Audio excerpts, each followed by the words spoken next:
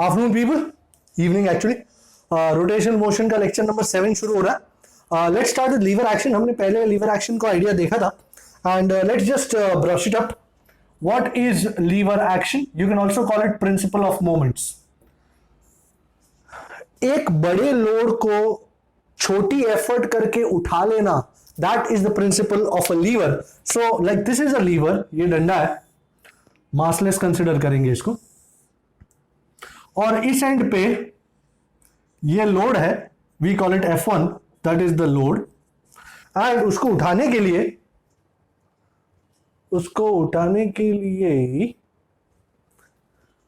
ये है एफर्ट। ये गंदी एफर्ट है, let's make a good effort. So this is the effort. ये तुम लगा रहे हो, ये बड़ा लोड उठाने का। लोड भी डेंजरस है, अच्छा लोड बनाता है। एंड यहां कहीं पे उसका पाइवट होगा, पिवट। एंड पिवट का आपको अगर लगाना है ये रिएक्शन फोर्स R, तो यहां पे पाइवट है, पाइवट पिवट जो भी है। So this much distance from the pivot to the load is D1. This is called load arm. And this much, ये O को उड़ा देते हैं, this is D2. This is called the effort arm. Now the most important idea here is that this system is in rotational as well as translational equilibrium. So for translational equilibrium, you can see sigma Fy is 0. So R जो upward force है, reaction force है, is equal to F1 plus F2, या R minus F1 minus F2 is equal to 0, और R is equal to F1 plus F2। वैसे इसकी कोई खास जरूरत नहीं है, फिर भी मैंने लिख दिया। Also the system is in rotational equilibrium. System is also in rotational equilibrium. Rotational equilibrium लिखने के लिए you have to write about which point. तो सबसे इंपॉर्टेंट वही पॉइंट रहता, ये इक्विलिब्रियम अबाउट पॉइंट O है। So about point O. या अरे बाबूजी, okay. So this is rotational equilibrium about point O. So we are going to take sigma tau is equal to 0, which is about point O. So my most important point suddenly becomes point O. This is my best friend, my new best friend, point O. सब कुछ मुझे O से ही लेना है। So O मेरा origin है, और O के जरिए मैं रोटेशनल इक्विलिब्रियम लेने वाला हूं। कौन से फोर्सेस हैं? सबसे पहले कितने फोर्सेस हैं? 3, F1, R और F2। But can you see R is passing through O। तो what is the perpendicular distance between R and O? 0. Now people ask me, sir, what is perpendicular distance? जैसे for example ये point है, let us say this is point O, and suppose this is the force, let us say F. तो this is the line of action of the force, and this distance, ये जो है ना, this is what is called perpendicular distance. So अब you can see, oh, this line of action of R is passing through O. So what is the perpendicular distance between O and R? 0. So please keep that in mind. आपको बहुत जरूरी होगा ये perpendicular distance अगर आपको समझ में नहीं आया तो इसका कोई मतलब नहीं है। So R into 0, R तो निकल गया। अब F1 और F2 की बारी है। ओके सर, भाई सबसे पहले ओरिजिन, ये रहा ओरिजिन, और F1, भाई F1 बनाना पड़ेगा। F1 कैसा है? नीचे, ये O, ये F1। अब O से R बार निकलेगा, हर R बार O से ही निकलता है, तो O से ये R बार निकला, और ये इतना D1 है, और ये है F1। This is my arrangement, this is R bar, this is F bar. Can I find torque using this diagram? No, because as you can see R bar का head is at A bar का F bar का tail, मैं head to tail arrange नहीं कर सकता, मैं या तो टेल टू टेल करूं या हेड टू हेड करूं। तो मैं थोड़ा सा इसको आगे ले लेता हूं। अब ये बिल्कुल सही बना। This is are bar, this is F bar, this is D1, this is F1। And अब यहां से मेरे को पता चलेगा कि टॉर्क एंटी क्लॉकवाइज है या क्लॉकवाइज है। Torque is what, R bar cross F bar, तो R bar cross F bar, standard stuff. This is what, anti clock. Is this anti clock और clockwise? Anti clock. Anti clockwise को हम positive लेते हैं। So positive में D1 into F1, I am not writing sin 90 because you know tau is R F sin theta, but sin 90 लिखने का कोई मतलब नहीं क्योंकि sin 90 1 है, मैं जानता हूं। तो D1 into F1 a positive torque because it is anti clockwise। अब ओरिजिन और F2 की बात करें। ओरिजिन और ये रहा F2। भाई R2 बार निकालो। भाई ओरिजिन से यो निकला R2 बार, ये R2 बार, ये F2 बार। अरेंजमेंट सही नहीं है, ये अरेंजमेंट अब सही है। R bar cross F bar, O clockwise is what, negative. So negative में हम फटाफट लगा देते हैं clockwise negative. So minus D2 into F2, I am not writing sine 90, that is equal to 0। ये तो गया है।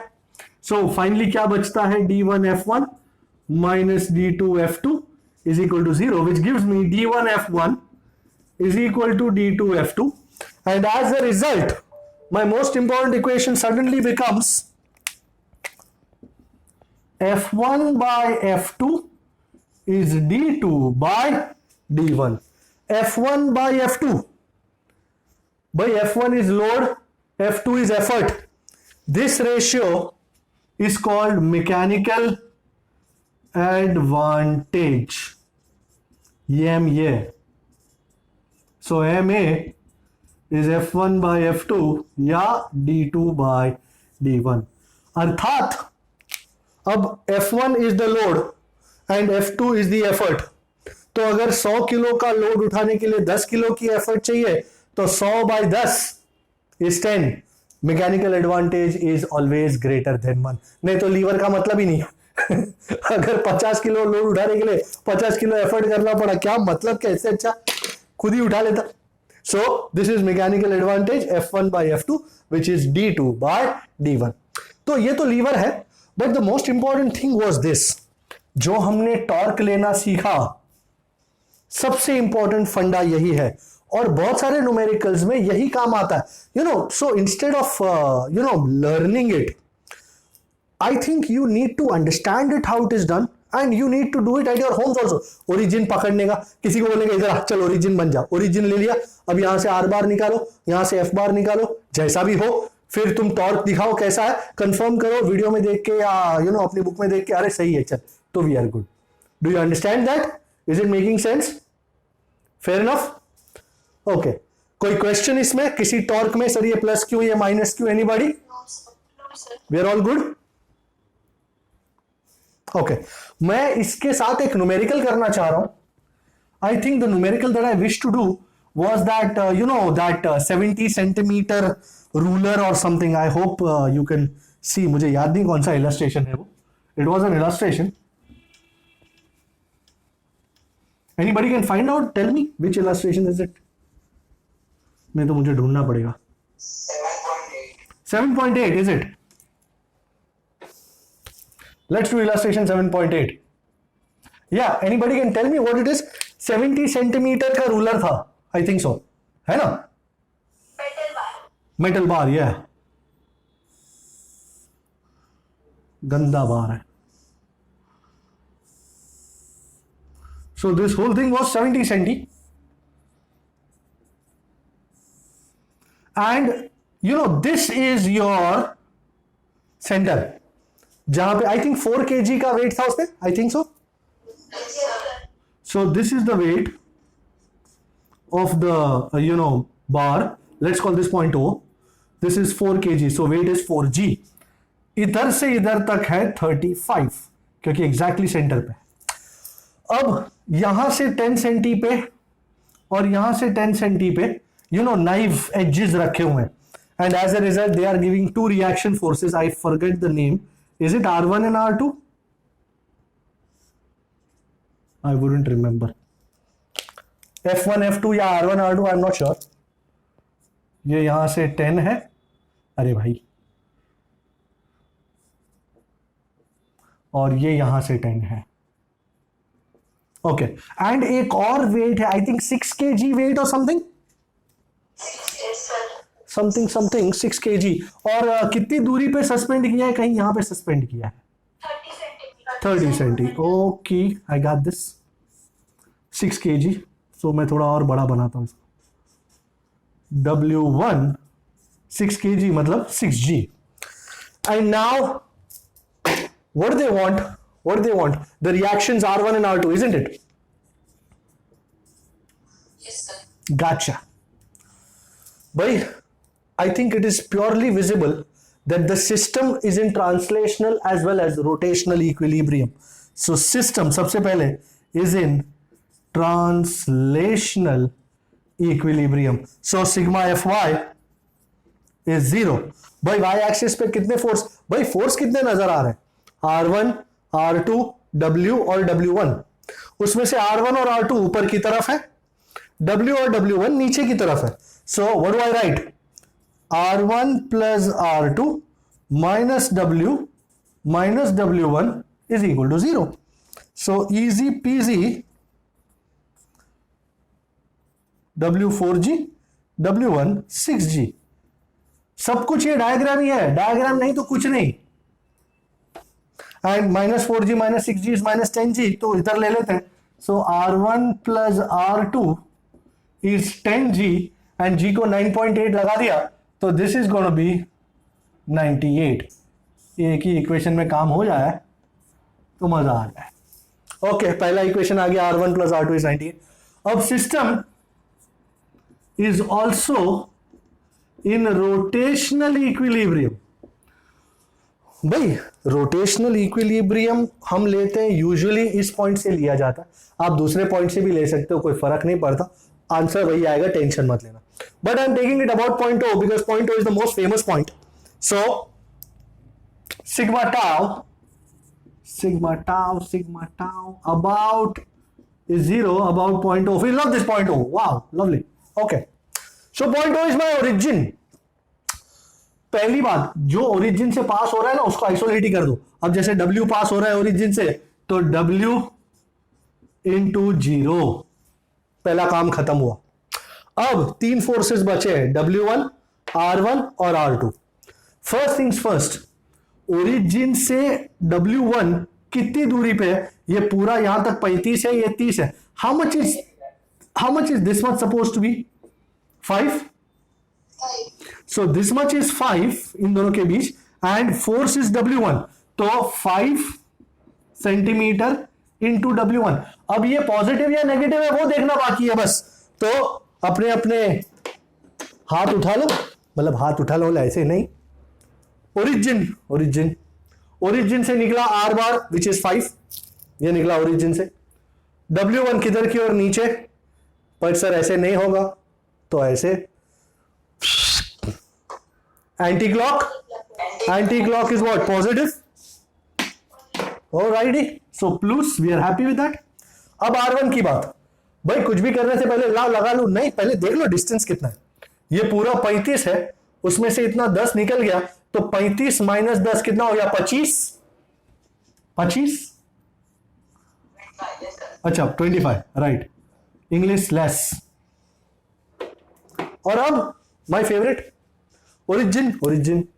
यहां से R बार निकाला, यहां से R1 ये रहा, पन्ना चौलबे, तो उठा लिया. Lovely. But tail to tail arrange करना काम है मेरा रोज का. R bar cross F bar. Clock is negative. Alright, so this a minus here. उसी तरह ओरिजिन और यहां से यहां तक 35, ये 10, तो ये हो गया 25, तो फिर से 25 एंड इंटू R2. 25 का डायरेक्शन निकालने का R2 वाले का। ओके, ओरिजिन, ऑलराइट भाई, देख के करना, ओरिजिन से R2 इस तरह, R2 बार, और नहीं ऐसा अच्छा लग रहा है। ओके, ऑलराइट, बस टेल टू टेल अरेंज करना है उसी पॉइंट पे से। R bar cross F bar, what does this look like aunty? अच्छा, it's looking not like anti, it's looking like anti-clockwise. Anti-clockwise is what? Positive. Okay, I think we have everything now. But how much is W1? 6G minus 25R1 plus 25R2 is equal to 0. I think anyone can do this now. एक काम करो, ये R1 R2 को side ले लो, तो 25 यहाँ common निकाल दिया, R1 minus R2 is 30 into G, और G कितना लिखने का? 9.8 लिखने का ना। Okay, so R1 minus R2 is 30 by 25. How much is that? 6 by 5 into 9.8. I hope somebody is doing that. 1.2 into 9.8. 10 point something? 11.76? I think I have my two equations out here. मैं इन दोनों को add करूंगा तो R2 minus R2 मर जाएगा, R1 plus R1 2R1 and 98 plus 11.76. Anyone? 109.7. and divide by 2 कर दीजिए, 54.88. check that, is that the right answer? Yes sir. and ये होने के बाद इसको इसमें डालो या इसमें डालो, doesn't make any difference. 98 minus 54.88, how much is that supposed to be? 43.1. Are you checking the answer? 43.1 sir. कोई शक? Any शक you got? Any problem? No sir. No. ऐसा ही एक गाड़ी और एक्सेल वाला था, same shit, different day, different numerical. फिर एक कॉइन वाला था, यप। सर आपने मतलब आपने जैसे बोला कि अपना टेल टू टेल करना है, पर हम टेल टू टेल करें या हेड टू हेड करें? बात तो वही, हाँ, बात तो वही, हाँ भाई, मैं टेल टू टेल हमेशा किया हूं, तो आपको हेड टू हेड लो या टेल टू टेल लो, doesn't make any difference, it's the same thing. आपको जो सही लगता है, कंफर्टेबल जिसमें है आप, मैं टेल टू टेल में ज्यादा कंफर्टेबल हूं, आपको हेड टू हेड में करना है, बी माई गेस्ट, मुझे कोई दिक्कत नहीं। जब तक आप सही कर रहे हो तब तक कोई प्रॉब्लम नहीं है, बस जिस मोमेंट आप हेड टू टेल लेना शुरू किए उस दिन दंगा हो जाएगा। ओके, अच्छा, कौन सा चाहते मैं कौन सा करूं? वो गाड़ी वाला करूं?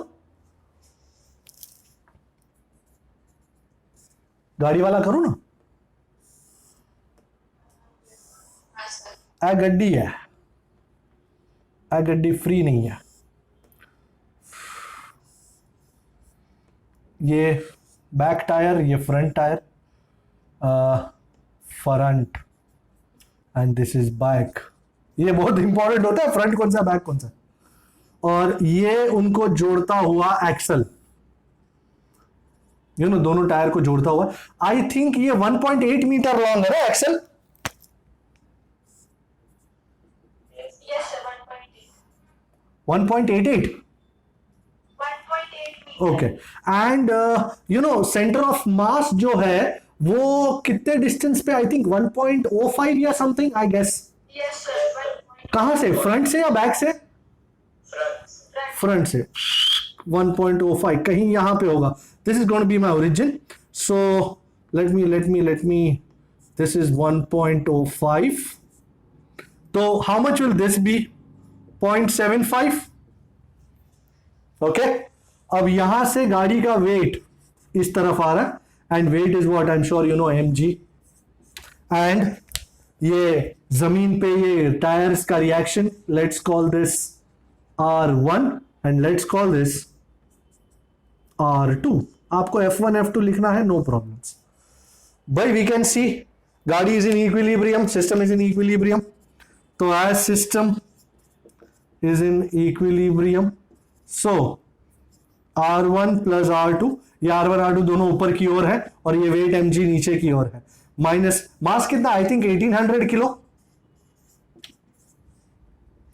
सो R1 plus R2 is 1800 G। उन्होंने अपने को G कुछ लेने को बोला है, 9.8 या 10 कुछ बोला है, नहीं बोला ना, तो 9.8 लेते हैं। Anybody doing this for me? 1800 into 9.8, 17,000 something, 17640। Okay, number 1। भाई बगैर कोई और इक्वेशन के तुम्हारा R1 R2 नहीं आने वाला, तो we'll take rotational equilibrium, system is also in rotational equilibrium, so sigma tau is 0 about 0.0। तो ओरिजिन है, ये W उधर से ही पास हो रहा है, तो इससे पहले कुछ और हो, W को आइसोलेट कर दिया हमने। अब ये R1 और R2, तो आपको जिस भी तरह लेना है, ये ओरिजिन, पहले R1 लेते सर, ओरिजिन, ये R बार और ये R1। काफी लोग कंफर्टेबल होते हैं हेड टू हेड के साथ, पर मैं कंफर्टेबल हूं टेल टू टेल के साथ। ओके, जुप ऐसा ले लिया, जुप ऐसा ले लिया। ओके, तो R बार क्रॉस F बार, कौन सा है ये?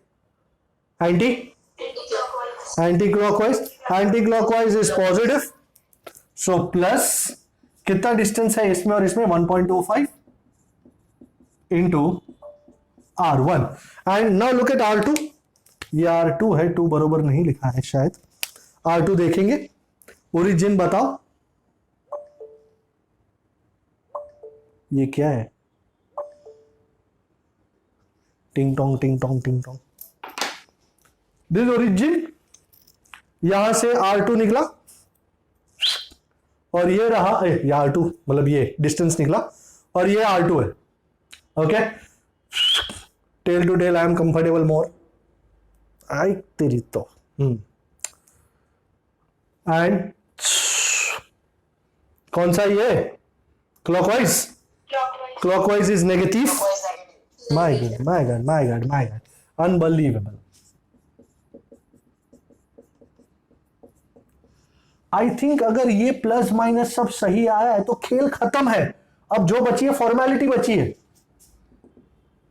You understand the meaning of the term formality?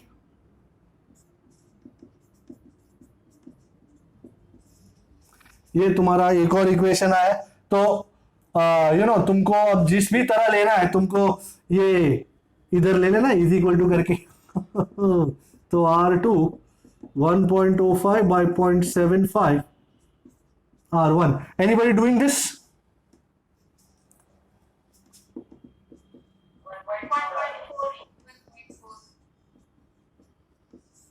तो उसको उठा करके 2 को 1 में डाल दिया जाए और खुशियों की लहर दौड़ जाएगी जी।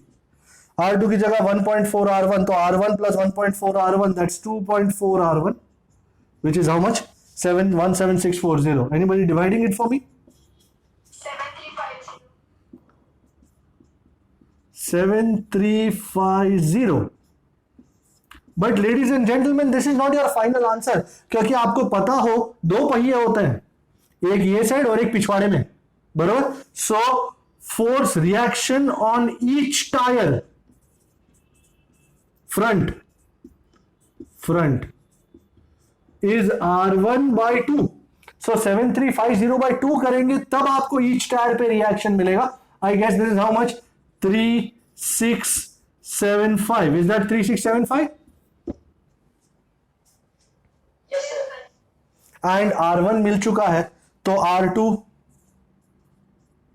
17640 minus 7350. How much does that come out to be?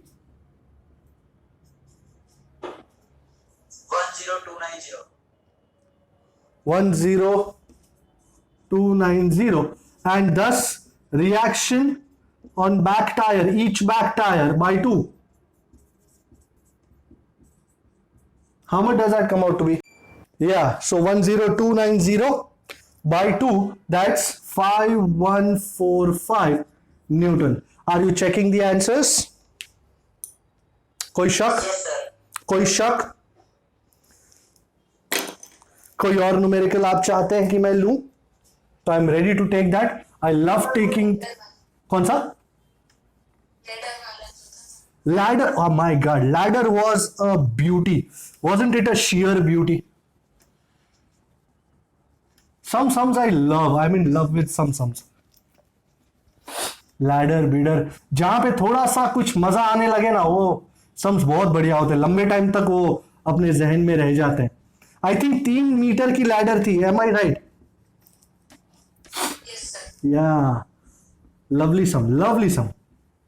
And you know, जहां पे भी मैं कहता हूं लवली सम, तो that nearly means that it is a sum which the examiner would like to ask you, you know, which the paper setter would like to include in his paper, because वो सम इतना बढ़िया है कि you know it's just tremendous, and I think 4-5 बार तो कर ही लेना चाहिए वो सम अगर जिंदा रहना है तो. हाँ सर इसलिए नेक्स्ट एक बार रिवाइज भी हो जाए Absolutely, absolutely. Wow, this is the ladder. बस केयरफुल रहना चढ़ते वक्त. Okay. Now I have forgotten the names.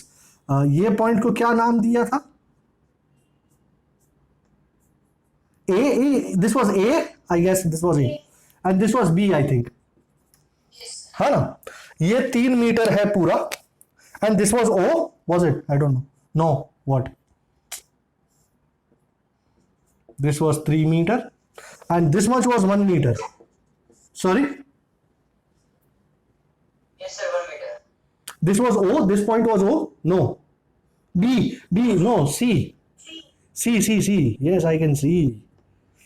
अच्छा, so सबसे पहले मैं कुछ भी करने से पहले पाइथागोरस लगा के BC फाइंड कर लूंगा.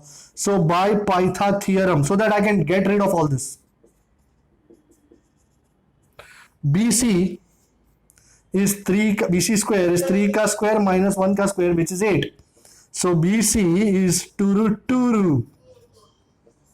I am loving it.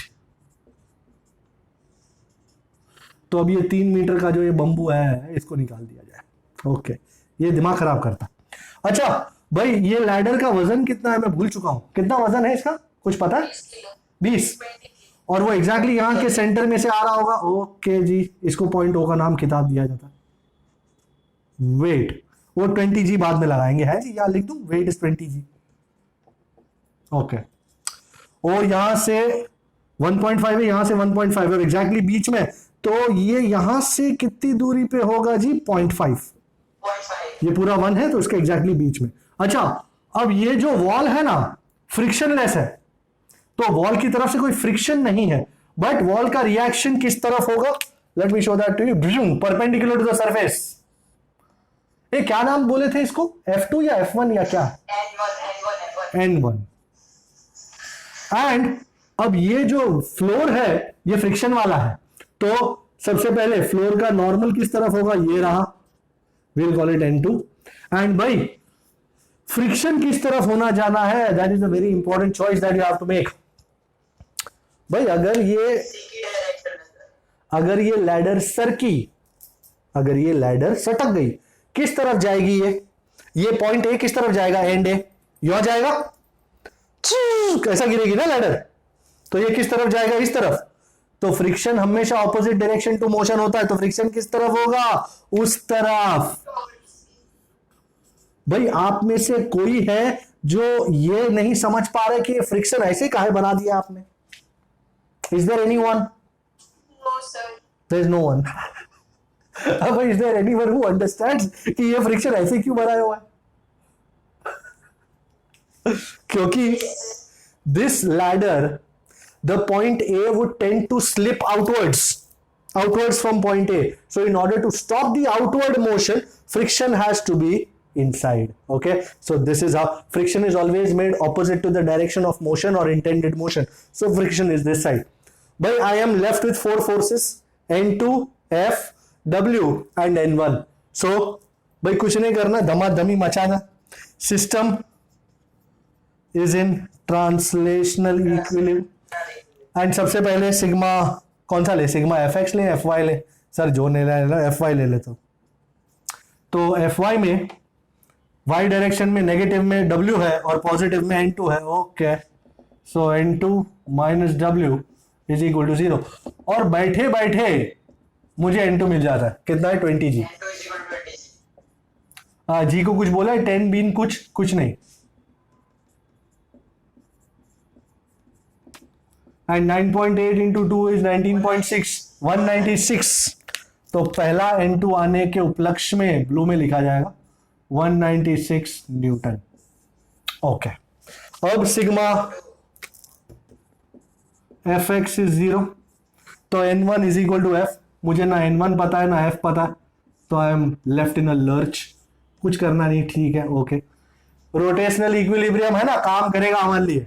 System is also in rotation. N2 हाँ रंग दे तू मोहे गिरवा. बरोबर, N2 इज F. बरोबर. ए शानिया, N1 इज F. ब्रैकेट में आएगा सर. हाँ इधर ना, हाँ तुम भी ना कमाल करते हो. मैं वही सोचू N1 F. बरोबर, देखा मैंने N1 ये F. अच्छा ऊपर वाला. ओके. सिस्टम रोटेशनल इक्विलिब्रियम में महाराज सर कौन से पॉइंट से लूं, ए से लूं, ओ से लूं या बी से लूं. भाई अगर आप ओ से लोगे तो N1 N2 भी आएगा, F भी आएगा और N1 आएगा, W मर जाएगा. पर N1 और F दोनों आपको पता नहीं है, तो you are left in a lurch.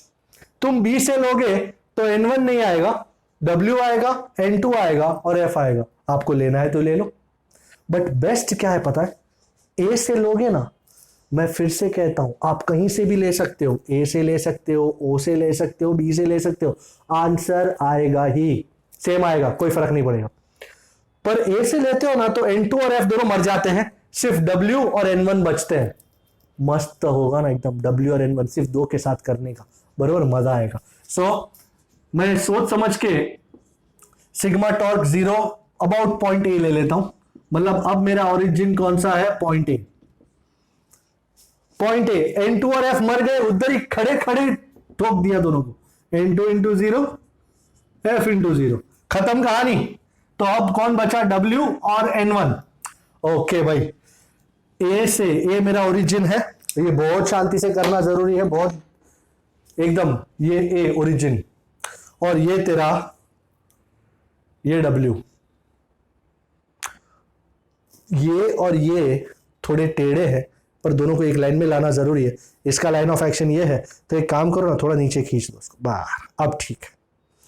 अब ये ए ओरिजिन और ये W, इन दोनों में कितना डिस्टेंस है ये आई एम श्योर आपने देखा था, मैंने लिखा था एक बार. इतना डिस्टेंस इज 0.5. बरोबर. सो हाँ ये पता कैसे चलेगा 0.5 क्वेश्चन में तो नहीं. बेटा, इसका सेंटर कहां होगा, मतलब इसका वेट कहां से एक्ट कर रहा होगा, सेंटर से. हाँ, तो अगर ये पूरा 1 मीटर है तो इसका सेंटर कितना दूरी पे होगा, 0.5 मीटर पे ही होगा ना. पर मैं पूछ नहीं पा रहा हूँ ये कैसे बोलूं. तू अरे यानी कि ये सेंटर का हाफ है ना, मतलब कि लेगर का हाफ है वो. हाँ इसी का थोड़ी ना हाफ है. एक सेकंड, क्या अगर लेगर का सेंटर में भी है ना, इसी का थोड़ी. भाई लैडर का सेंटर मतलब ये पूरा जो है वो 1.5 होगा ना, 1.5. अगर ये 3 है और ये 1 है, तो अगर ये 1.5 है तो shouldn't this be the half of this? If this is the half of 3, then shouldn't this also be the half of 1? क्योंकि एंगल तो सेम ही है ना. नहीं एक बार ना बोल दो. पाइथागोरस से ना यार. There is no Pythagoras involve. मुझे भी सेम इक्वेशन में पता नहीं चला. Okay, before I do anything, Are you looking at triangle ABC? Yes, sir.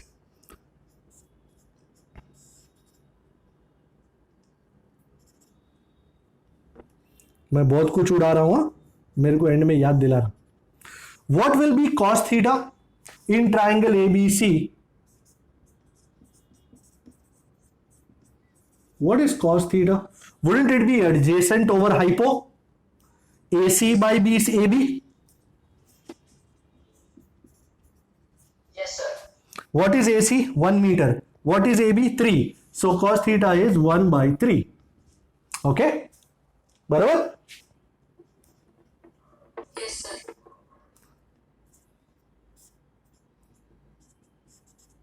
Now in triangle AOB, do you notice this angle theta is the same? So what is cos theta? AD by AO.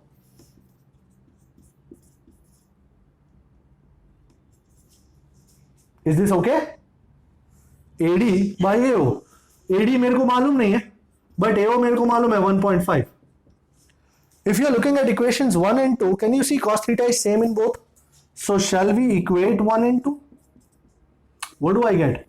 AD by 1.5 is 1 by 3. So how much is AD? Isn't it 1.5 by 3? And how much is 1.5 by 3? 0.5. Is this agreeable now? Yes, sir. Yes, sir. Heath, you're okay with this now? Okay. So ये है आपका 0.5. Alright, अब जो जो उड़ाया है वो सब बनाना पड़ेगा. भाई मेरे को कोई याद तो दिलाए क्या क्या उड़ा है. ये N2 सर उड़ा दिया सर. तुझे उड़ा दिया. ओके, और कछु ये था ही नहीं.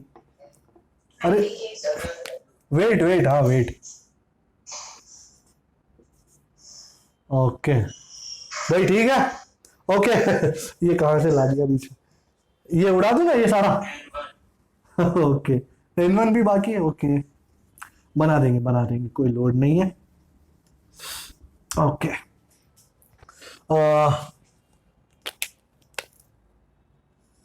ऑलराइट. ओके, तो ये 0.5 और ये W, तो मैं लिख देता हूं 0.5 इंटू W. मेरे को अब जानना है कि ये क्लॉकवाइज है या एंटी क्लॉकवाइज है, तब जाके पूरा कारवां सही बैठेगा. ये A है, ये मैंने W को ऐसे नीचे खींचा और O से A से मैंने R बार निकाला.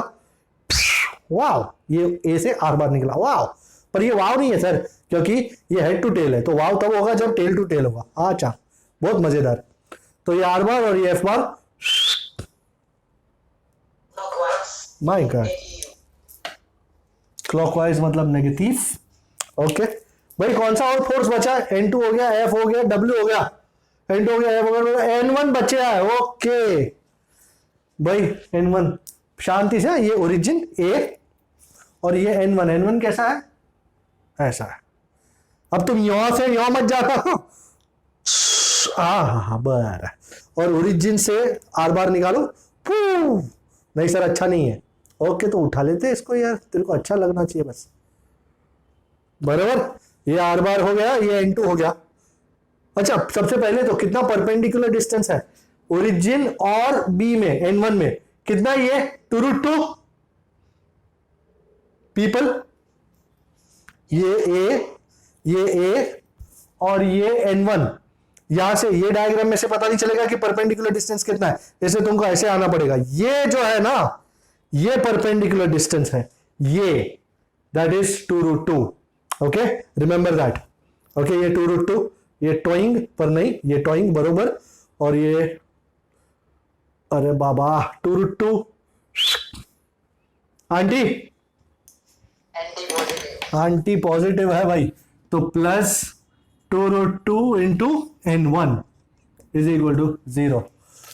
भाई आई थिंक और कोई सुंदरता नहीं होगी बात में.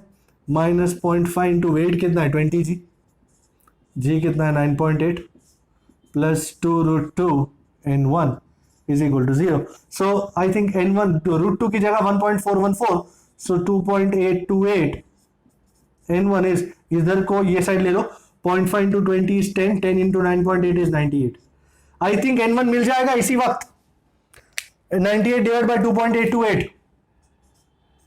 Anyone?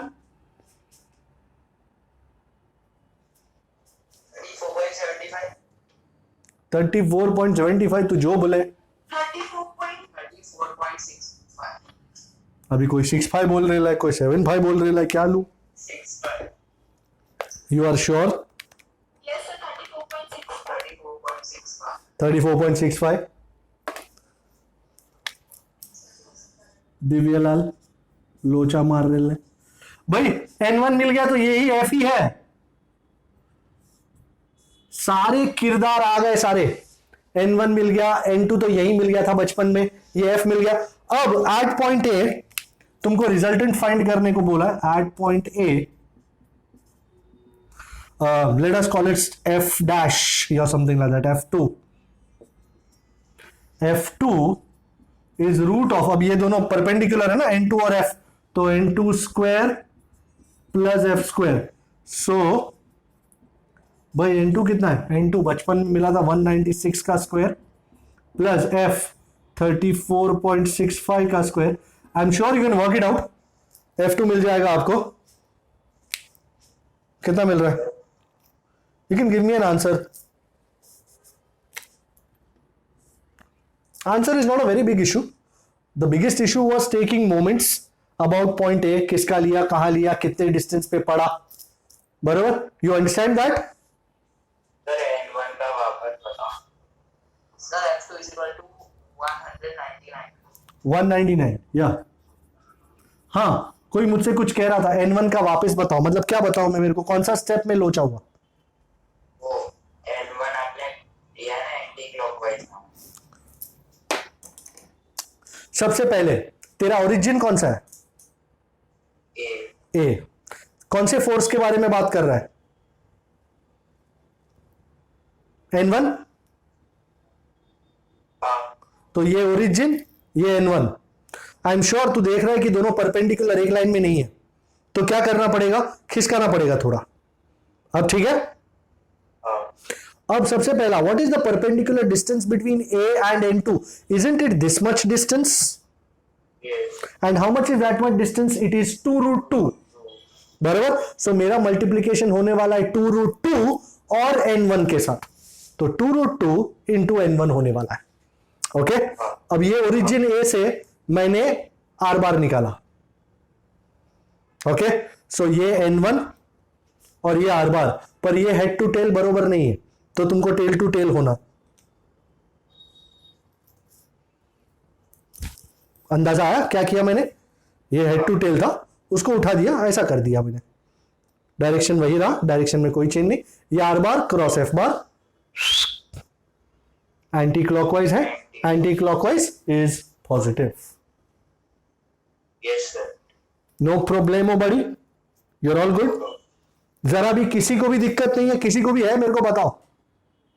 सर इसमें Yeah. मैंने खुद किया था ना, तो इसमें हमने इस पर पॉइंट ए से लिया था ना सेंटर, तो फिर W को भी मैंने नॉर्मली हम W को लेते हैं ना 0, बिल्कुल। तो फिर वो मैंने 0 ले लिया था। पर मैं वही बोल रहा हूं तेरे को, तू बिल्कुल ले सकती है W से, नो दिक्कत, नो प्रॉब्लम्स एट ऑल।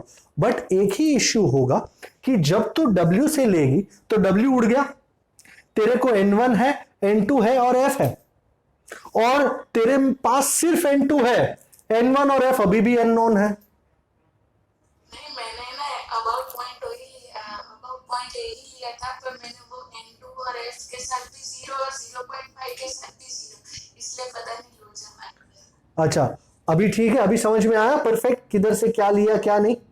जब तू ए से लेती है तो because n2 and f are both passing through A, तो वो दोनों 0 हो जाते हैं, पर बाकी w वाला टर्म रहेगा और n1 वाला रहेगा।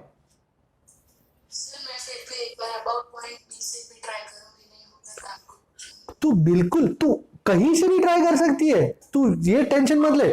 तू ओ से भी ले सकती है, बी से भी ले सकती है, एंड तेरे पास एक और इक्वेशन है n1 = f, तेरा वर्कआउट होगा ही, नो डाउट। नो डाउट, क्योंकि तू यही सोचना, आ गया था। अगर पॉइंट ए के थ्रू रोटेशनल इक्विलिब्रियम है तो पॉइंट ओ के थ्रू भी होगा ना। ऐसा तो नहीं हो सकता कि ए इक्विलिब्रियम में ओ घूम रहा है ये थोड़ी पॉसिबल है बरोबर।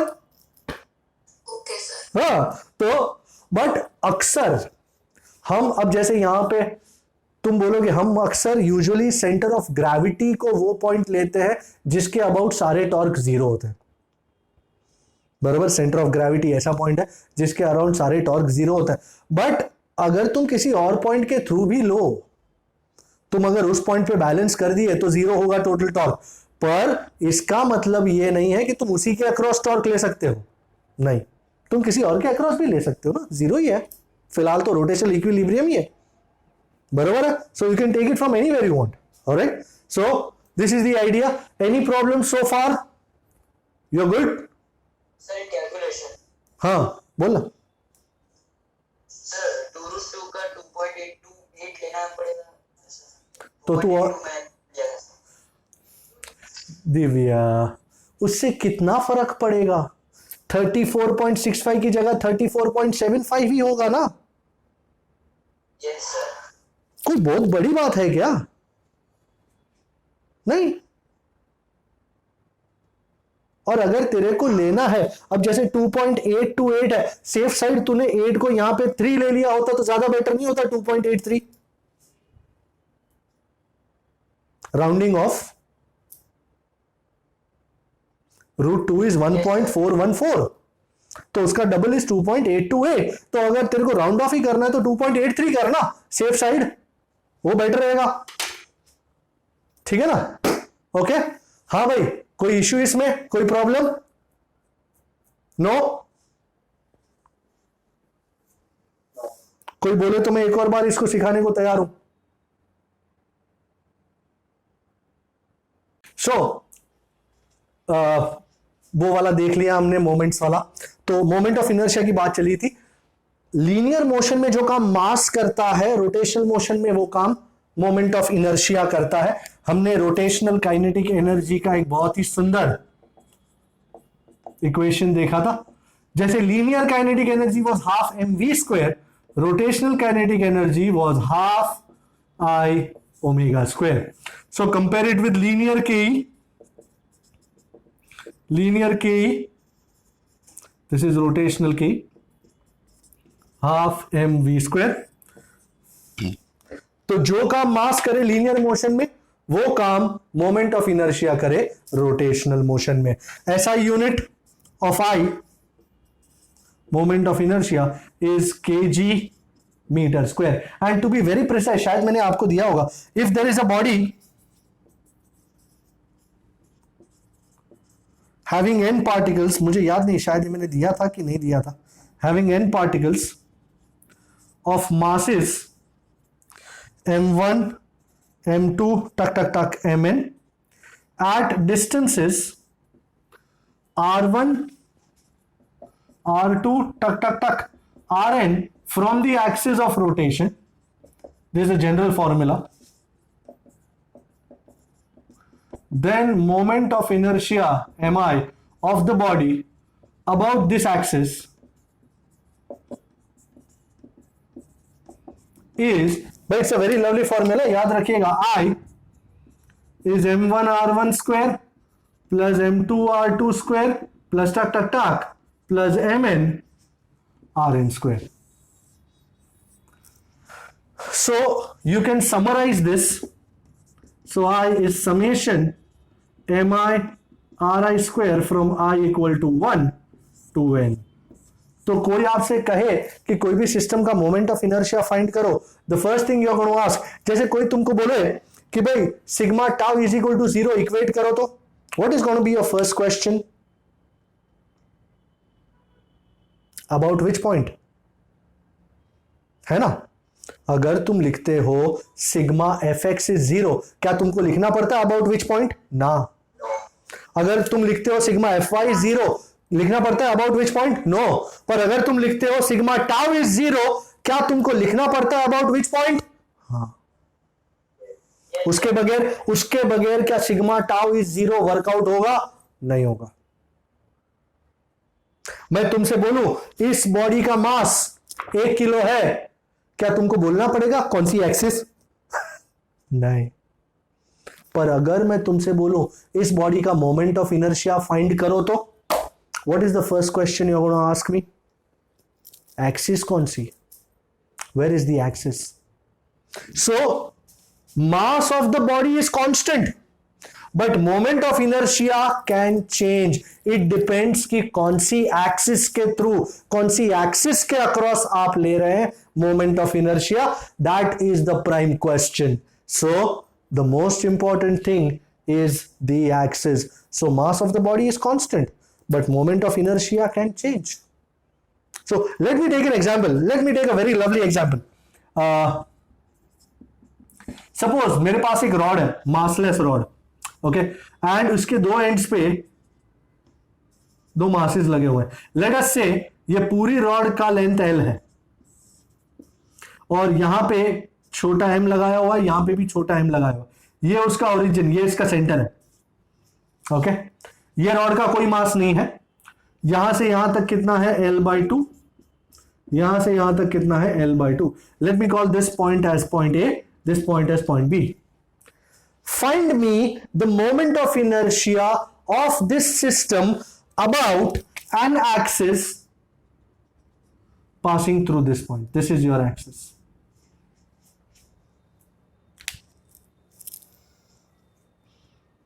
कितने मास नजर आ रहे हैं?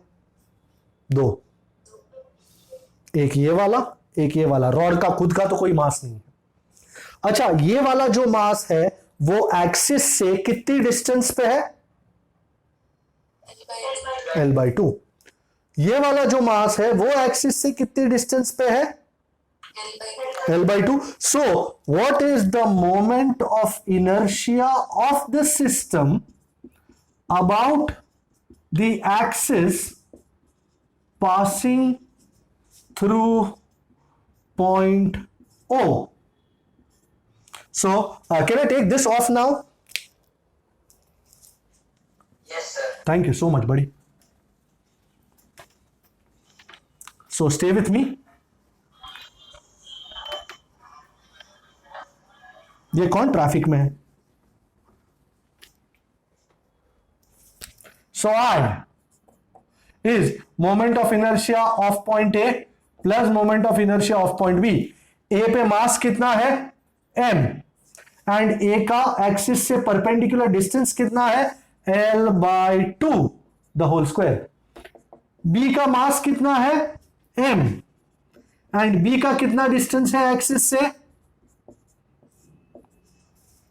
भाई, इज दिस अग्रीएबल? कोई शक इसमें? No, sir. O के अक्रॉस दो मासेस हैं, एक है पॉइंट A पे, दूसरा पॉइंट B पे। इस डंडी का कोई मास ना है, डंडी का कोई मास नहीं है। डंडी का होता तो लेना पड़ता, ओके। तो ये है मास M। कितना डिस्टेंस है O से L/2? तो मास M इंटू डिस्टेंस का स्क्वायर। B पे मास कितना है M और कितना डिस्टेंस है एक्सिस से? L/2, तो मास इंटू L/2 का square. Let's open this up. mL²/4 plus, Plus mL²/. and how much do you think the answer would be? mL²/2. So this is the moment of inertia of the system about an axis passing through point O. Let me change the axis. Okay, this was okay. Let me change the axis, buddy. Let me now take the axis passing through point A. Sir, पर system तो वही है ना? हाँ, system वही है. Enjoy yourself. Now find me the moment of inertia of the system about an axis passing through A. So let's check mi of the system about an axis passing through point A. चलो भाई, चलो चलो चलो। दो masses है ना, एक A पे है, एक B पे है। तो IA प्लस IB अच्छा, ए का मास कितना है m, कितना डिस्टेंस है मास m जो ए पे है उसमें और एक्सिस में? Zero. You are absolutely sure it is 0? Yes, sir. Isn't the axis passing through point A? Oh yes, so this is 0 का square. अच्छा, B पे कितना मास है? m. And how far is B from the axis? L. ये this into 0, it is gone. So how much is the moment of inertia? Let me call this I1 and let me call this I2. Can you see a distinct change in the values of the moment of inertia? Yes, sir. So, as I said, moment of inertia is dependent on the axis of rotation. या जिस axis के through आप ले रहे हैं उस axis पे depend करता है moment of inertia. So if somebody ask you इस सिस्टम का मोमेंट ऑफ इनर्शिया बताओ, what is going to be your question? About which axis? My God. And if somebody asks you, find me sigma tau is equal to 0, what is going to be your question? About which About which point? point? Is this crystal clear? Crystal? Yes. कोई शक इतना सा भी? Because someday I'm going to ask you, find me moment of inertia of this system. And the person who starts finding the moment of inertia, I'm going to kill him. ये gun देखी, उधर ही गोली मार देगी, खेल खलास. तो आपको गोली खानी है या पनीर चिली खाना है? Take your choice. Yeah, absolutely. So you got to ask the right question. You're going to ask me which axis. Are you going to ask me that question always? Yes, sir. Okay. So is this agreeable? No problem. Okay. मैं एक और example लेता हूं. चलो, मेरे पास एक ring है. Don't worry, I'm not going to give you that ring. But I got a ring. Can I take this off now? It's occupying space. So I'm going to take this off. Are we out of time? Not yet. So some lovely things we are doing here. Did I tell you about radius of gyration? Did I introduce that? Yes, sir. Lovely, lovely. So let's take the moment of inertia of a ring. Mi of a ring. Acha, I got a ring of mass m. Ring of mass m and radius r. You know, ये कड़ा भी तो एक ring ही है. It's a ring. Okay. As you can see, ये रही ring. मैं ये रिंग बना रहा हूं. Do you agree the mass is uniformly distributed about the ring? And बचपन में पढ़ा था, this is going to be the center of mass. Okay, and this is the axis passing through the center of mass. Okay, is this central? Okay. And how far is every point from the center? और भाई मुझे इस रिंग का moment of inertia find करना है about an axis which is like this. Are you able to see the axis? ये यहां से बाहर और अंदर जा रही है. Okay, so let's find moment of inertia of the ring about an axis passing through center of mass and perpendicular to the plane of the ring. ये इंपॉर्टेंट है सर, इतना सारा लिखना पड़ता है? बिल्कुल नहीं, तो बंदे को, सामने वाले को पता ही नहीं चलेगा कि आपका जो एक्सिस है वो कैसे पास हो रहा है. For example, if I just tell you about an axis passing through centre of mass, is it this axis also passing through the centre of mass? Tell me. Yes it is. Is it this axis also passing through the centre of mass? Tell me. Yes it is. Yes, sir. तो तुमको कैसे पता चलेगा कौन सी axis है?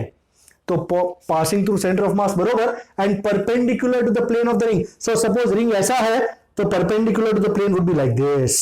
So if this is the ring, this is your axis. If this is the ring, this is your axis. Okay, understood? Is this crystal? Yes, sir. Okay. भाई आपको समझ में ना आया तो मैं आगे नहीं बढ़ सकता हूं, क्योंकि ये बहुत ही इंपॉर्टेंट डिसीजंस होंगे जो आगे जाके बहुत क्रिटिकल चीजों को अंजाम देंगे. So we can't just move on कि अरे चलता है फिर नहीं. So that is why I am repeating these things time and again. Okay भाई, first things first, as I said, okay, moment of inertia m1 r1 square plus m2 r2 square plus टक टक टक plus mn rn square. Okay, do you agree इस रिंग का हर मास distance r पे है फ्रॉम द सेंटर, है ना? सो ये r1 r2 ये सब कुछ बड़ा r है. ओके, वाह, लवली. तो आए ये सब कॉमन आ गया, तो m1 प्लस m2 प्लस टक टक टक plus mn the whole into r का square. But m1 plus m2, m1 m2 m3 m4 m5 m6 mn, isn't that the total mass of the ring? But m1 plus m2 plus tuck tuck tuck plus mn is equal to m, the total mass of the ring.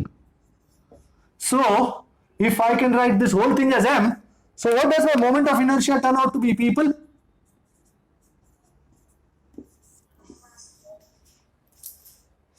This is the value of the equation for the moment of inertia of a ring about an axis passing through center of mass and perpendicular to the plane of the ring. Okay, ये words बहुत जरूरी है, passing through the center of mass and perpendicular to the plane of the ring. अभी अपने को जो है 7 चीजों का मोमेंट ऑफ इनर्शिया याद करना पड़ता है कुछ भी करने से पहले. Can I take this off now? कुछ भी करने से पहले 7 चीजों का मोमेंट ऑफ इनर्शिया हमको याद होना जरूरी है. वो 7 चीजें मैं लिखूंगा यहां पे. आपके टेक्स्ट बुक में एक टेबल बनाया हुआ है जिसमें से 7 चीजों का मोमेंट ऑफ इनर्शिया जानना कोई भी सम के लिए जरूरी होता है. So I am going to write this and we are going to learn it. Okay, we are going to learn this moment of inertia stuff in 7 चीजों का. Okay, let's see. So moment of inertia of important bodies.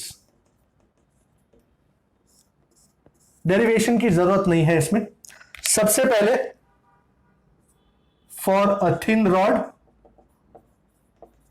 Mass m का कहां के थ्रू? About its centre of mass, about an axis passing through centre of mass.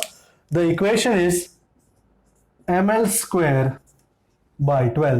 So thin rod का about center of mass क्या है moment of inertia? ml square by 12. The second is a ring about its center of mass and perpendicular to the ring. अभी थोड़ी देर पहले हमने find out किया mr square. Then we have a disk. I'm sure you know disk. Perpendicular passing through center of mass and perpendicular to disk. इसका moment of inertia है mr square by 2. Then we have hollow cylinder, ये भी centre of mass, इसका है mr square passing through axis, passing through axis across the centre of mass, उसकी axis के थ्रू. This is a solid cylinder, same old, और इसका है mr square by 2. Then we have a hollow sphere. A ball is a hollow sphere, so passing through center of mass again. इसमें तो perpendicular नहीं होता, passing through centre of mass ही होता है.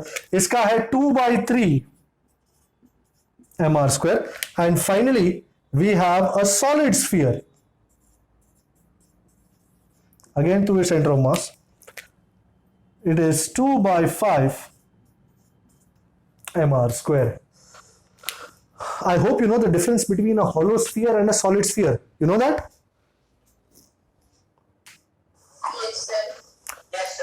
Can anybody point out to me the difference between a hollow sphere and a solid sphere? Football. Good ball कि football? Hollow. Football is hollow. What is a solid sphere? Sir वो झर्रे आते हैं ना, क्या आते हैं? Metal ball marbles, Okay, marble is a solid sphere. Very good. Skating के अंदर लगते हैं ना bearing. Ball bearings, yes. So I'm sure you know the difference between a hollow sphere and a solid sphere. So hollow sphere मतलब अंदर से hollow, जबकि solid sphere मतलब it is solid throughout. A marble is a solid sphere, an apple is a solid sphere. Apple is a solid sphere. जबकि your tennis ball, your ping pong ball, these are all hollow spheres. तो हमको ये 7 याद रखने हैं. So please remember this. मैं next time पूछूंगा. Thin rod ml square by 12, ring mr square, disc mr square by 2, hollow cylinder mr square, solid cylinder mr square by 2, hollow sphere 2 by 3 mr square, and solid sphere 2 by 5 mr square. You think you can remember them? याद रहेंगे आपको? Yes sir. Next time पूछूंगा तो याद रहेंगे. So very good. Take a pick. एक pick ले लो इसका. बरोबर है? Okay, I am taking this off. मैं एक सम करने जा रहा हूं, a sum which I want to do. So एक सम करूंगा और and then we can end the day's play. Okay, I am taking this off. The sum that I am wanting to do centre of mass का sum है एक. Actually centre of gravity बोलो तो centre of gravity भी चलता है, but it's an important sum. So I am going to do it. Let me tell you which number it is. Numerical है. I think it's numerical 19 if I'm not wrong, or 16. I'm not really sure, but I'll tell you. It's numerical number. Yeah, it is 16. Are you looking at numerical 16? Oh yes, absolutely. Numerical 16. So what they say, from a uniform disk of radius r, this is a uniform disk. भाई ये moment of inertia का सम नहीं है, ये centre of mass का sum है. So from a disc of radius r, a circular hole of radius r by 2 is cut out. कहीं भी मत बना देना. The centre of the hole is at r by 2 from the centre of the original disc. अच्छा, सबसे पहला, is in this the centre of the original disc? Okay, and जो नया होल काटेला है, it is at r by 2 distance. यहां से r by 2. Diagram might not be perfect, but it is representative. ये उसका सेंटर, और ये कितना है? r by 2, और ये पूरा रेडियस कितना है? r. सो ये पूरे डिस्क में से इतना निकाल दिया है, और अब ये ऐसा पार्ट बचा है.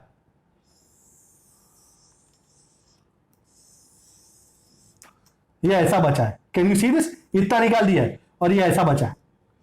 तो हम जानना चाहते हैं कि ये जो बचेला मास है उसका सेंटर ऑफ मास कहां है बंधु, वो जानना चाहते हैं. और कुछ बोलना है? नहीं. Centre of gravity of this body find करना है अपने को. The most important thing is you need to understand the question. Do you understand the question? Very good. So first, do you understand कि एक बड़ी सी डिस्क है, this disc, उसमें से इतना पार्ट जो ये ब्लू कलर का है ना, इतना निकाल दिया है. तो अब ये कैसा बन गया है? ये ऐसा कुछ अजीब सा ही शेप बन गया है, इजंट इट? हाँ, उस मून जैसे पार्ट का सेंटर ऑफ ग्रेविटी या सेंटर ऑफ मास हमको फाइंड करना है. ओके, किस तरह करेंगे? अब क्वेश्चन समझ में आ गया? बराबर है? ठीक है, ओके. अब फाइंड करना है, मुझ पे छोड़ दो. सबसे पहले तो okay, we are good to go. Alright, now do you understand? हमको RCM bar of the remaining part find करना है.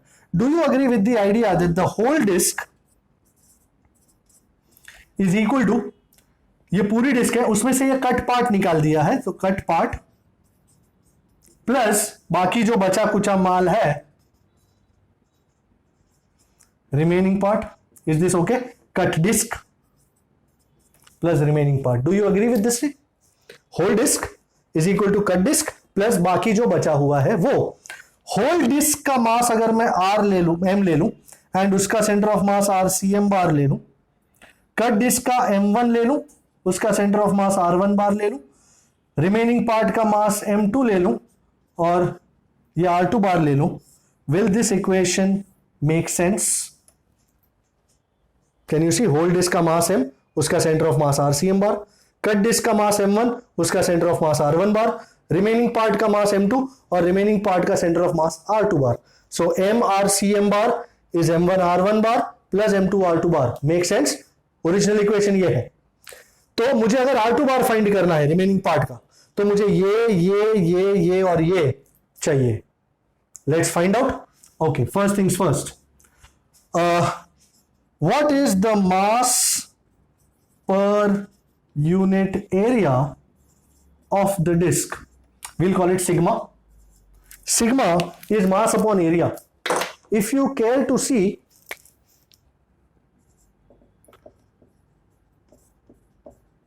what is the mass of the whole disk? M. And what is the area of a disk of radius r? Pi r square. Is this agreeable? So sigma, mass per unit area, is mass over pi r square. So mass of whole disk जो m है, isn't it sigma into pi r square? पहला shot. And फिलहाल काटा कुछ नहीं था, ये x है, ये y है। इस पूरे डिस्क का सेंटर कहां था? ओरिजिन।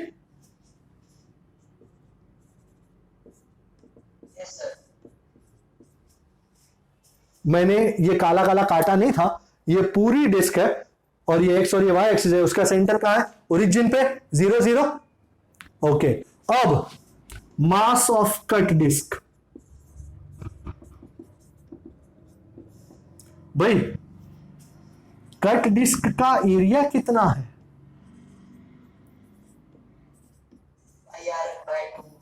Very good. तो sigma into pi r by 2 the whole square. So isn't this sigma pi r square by 4? अच्छा, उसका centre of mass r1 bar, centre of mass of cut disc. Are you able to see the cut disc? ये काला काला, इस काली काली disc का centre of mass का है, isn't it o dash? And isn't it lying on the x axis? कितने डिस्टेंस पे from the origin? r by 2। And y पे कितना? 0। सो r by 2, 0। ये मेरा, अच्छा इसका लगाया नहीं, ये 3, ये 4 और ये 5। Now mass of remaining part, remaining part का मास इज ओरिजिनल माइनस काटा हुआ। ओरिजिनल कितना है? Sigma pi are square minus काटेला कितना है? Sigma pi are square by 4। How much is sigma pi are square minus sigma pi are square by 4? Isn't it 3 by 4?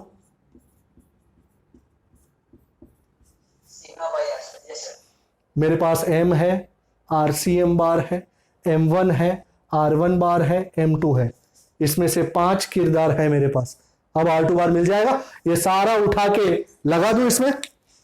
Okay sir, लगा दो, आज तो लगा दो बस। लेट्स पुट,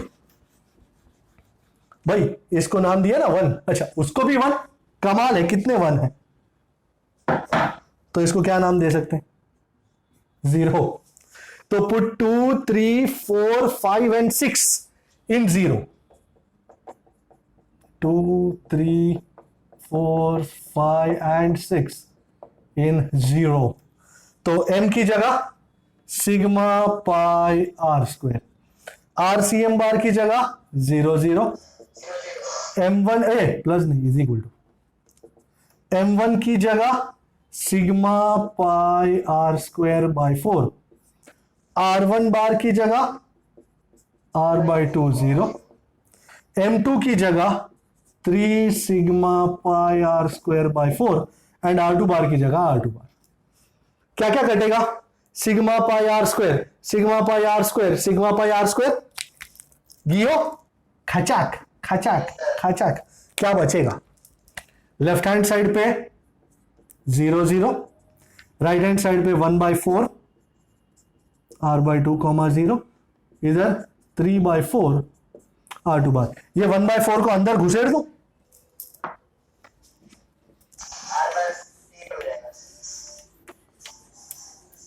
होने दे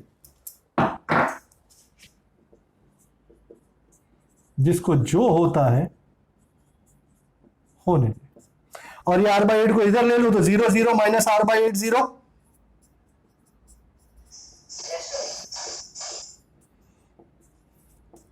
अब 3/4 इसके नीचे डाल दूं,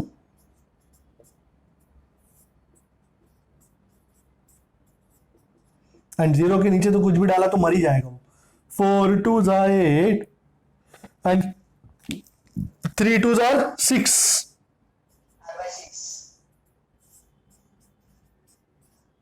वाह, वही आंसर आ चुका है महाराज। So R2 bar is minus r/6, 0। This was a very important sum and a very lovely sum which I am sure आप घर पे जाके इसको प्रैक्टिस करेंगे। वो लैडर वाला और ये वाला दोनों प्रैक्टिस करें। Alright, so you all take care, I will see you next time. Next time moment of inertia के अलग अलग एप्लीकेशन हम देखेंगे। So till that time you stay safe and I will see you next time. Bye bye.